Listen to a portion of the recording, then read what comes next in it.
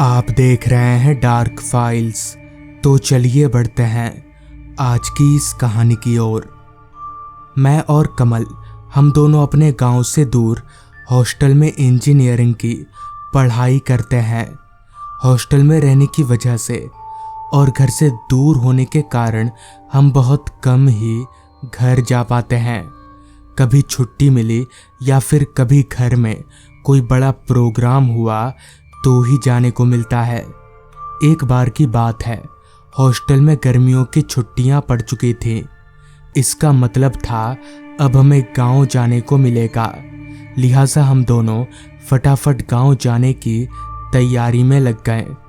Hostel से हमारा गांव थोड़ा दूर था, जिसके लिए एक ट्रेन सुबह 6 बजे थी तो दूसरी शाम 6 बजे। हम लोगों ने पूरा हिसाब किताब बैठाकर देख लिया, पर अंत में निष्कर्ष यही निकला कि हमें शाम 6 बजे वाली गाड़ी पकड़नी होगी, क्योंकि इतनी सुबह उठकर ट्रेन पकड़ना हमारे लिए मुमकिन नहीं था।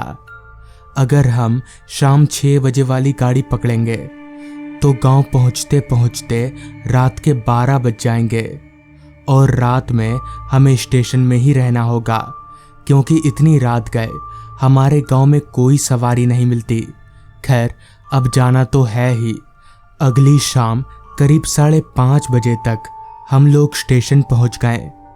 आधे घंटे में हमारी ट्रेन थी तो हम लोग प्लेटफॉर्म पर ही इधर उधर घूमकर हल्की फुल्की खरीदारी करने लगे।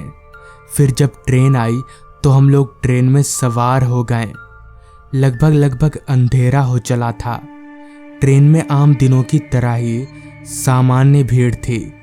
खैर, हम लोगों को जहां जगह मिली हम लोग वहीं बैठ गए और फिर कुछ देर के बाद ही ट्रेन ने प्लेटफॉर्म छोड़ दिया। हम दोनों ही काफ़ी खुश थे। आखिर इतने दिनों के बाद अपने घर वालों से मिलने जो जा रहे थे। ट्रेन में इसी तरह बैठे बैठे 4 घंटे गुजर गए। वक्त के साथ ही साथ ट्रेन भी खाली होती जा रही थी। मुसाफिर अपनी अपनी मंजिल पर उतरते जा रहे थे। मुझे और कमल, हम दोनों को ही अब काफ़ी भूख लगने लगी थी। चूंकि खाना तो कुछ हमारे पास था नहीं, तो हम लोगों ने ट्रेन से ही कुछ खरीद कर खा लिया। रात हर पल गहराती जा रही थी। ट्रेन भी लगभग खाली हो चली थी। इसी दौरान मैंने नज़र घुमाकर कमल की तरफ देखा तो वो एक सीट पर पसरकर सो रहा था। मुझे ट्रेन में नींद नहीं आती है, जिस वजह से मैं अपनी जगह पर बैठा खिड़की से बाहर देखने लगा।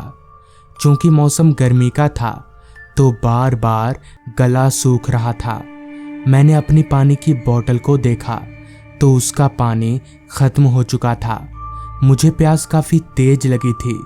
ऊपर से मेरी बोगी में कोई आदमी भी नज़र नहीं आ रहा था जिससे मैं पानी मांगकर पी सकूं। लिहाजा मैं अपनी बोतल लेकर सीट से उठा और चलते हुए ट्रेन के दरवाजे की तरफ जाने लगा, ये सोचकर कि ट्रेन किसी स्टेशन पर रुकेगी तो वहां से भर लूँगा। चलते हुए मैं ट्रेन के दरवाजे पर जाकर खड़ा हो गया। ट्रेन काफ़ी रफ्तार से चल रही थी। ऐसा तो लग नहीं रहा था कि अभी कोई स्टेशन आने वाला है। इधर मेरी प्यास बढ़ती ही जा रही थी। अभी मैं ट्रेन के दरवाजे पर खड़ा बाहर झांक ही रहा था कि तभी पीछे से एक ठंडा हाथ मेरे कंधे पर आया। मैं पीछे पलटा तो एक 6 फीट लंबा चौड़ा आदमी था। तभी उसने मुझसे कहा, क्या कर रहे हो यहाँ पर? तुमको पता नहीं है दरवाजे के पास खड़ा रहना आज सुरक्षित नहीं है? चलो जाओ अपनी जगह पर बैठो। हालांकि मैं पलटकर उस आदमी को जवाब देना चाहता था कि तुम्हें इससे क्या मतलब, मगर वो आदमी इतना लंबा चौड़ा पहलवान किस्म का था कि मेरी ये बोलने की हिम्मत ही नहीं हुई। मैं वापस अपनी सीट की तरफ जाने लगा। वहां से 2 कदम चलकर मैं जैसे ही पीछे पलटा तो मैं दंग रह गया, क्योंकि पीछे अब कोई भी नहीं था। मगर इतनी जल्दी वो आदमी गया तो गया कहाँ। खैर, मैं वापस अपनी सीट पर आकर बैठ गया। कमल अभी भी सो ही रहा था। खैर, कुछ देर के बाद ट्रेन की रफ्तार कम होने लगी। मतलब साफ था कि कोई स्टेशन आने वाला है।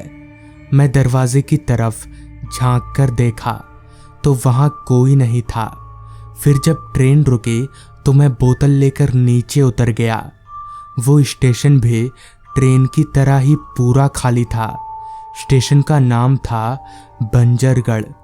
जितना अजीब नाम, उससे भी ज्यादा अजीब वो स्टेशन दिखने में लग रहा था।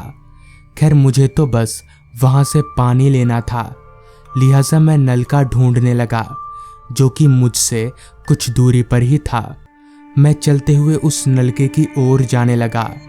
अभी मैं उस नलके की तरफ जा ही रहा था कि तभी मेरी नज़र प्लेटफॉर्म की दूसरी साइड एक खुली दुकान पर गई।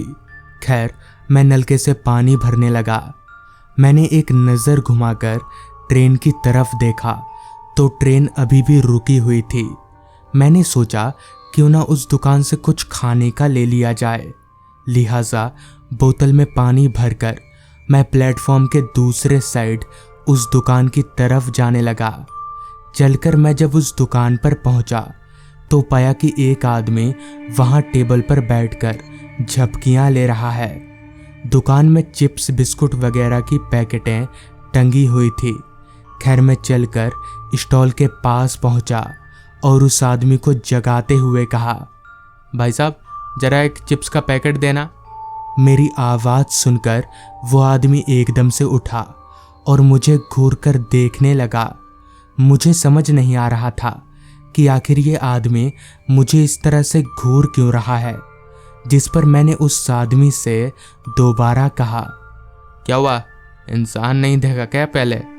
मेरी बात सुन वो आदमी जैसे नींद से जागा और चिप्स का एक पैकेट तोड़ते हुए बोला, इंसान तो देखा, मगर काफी सालों के बाद। इतना कहकर उस आदमी ने चिप्स का पैकेट मेरे हाथों में थमा दिया।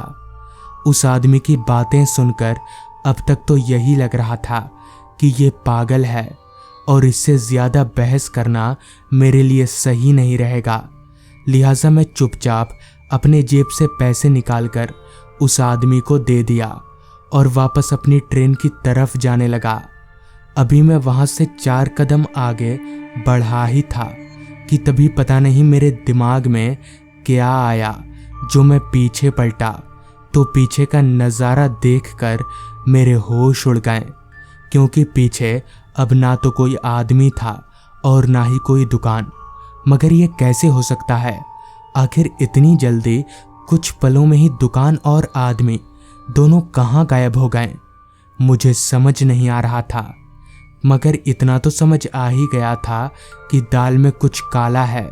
लिहाजा मैं वापस आगे की ओर पलटा और ट्रेन की तरफ जाने के लिए अपना कदम आगे बढ़ाने जा ही रहा था कि तभी ठीक मेरे सामने वही दुकानदार आकर खड़ा हो गया।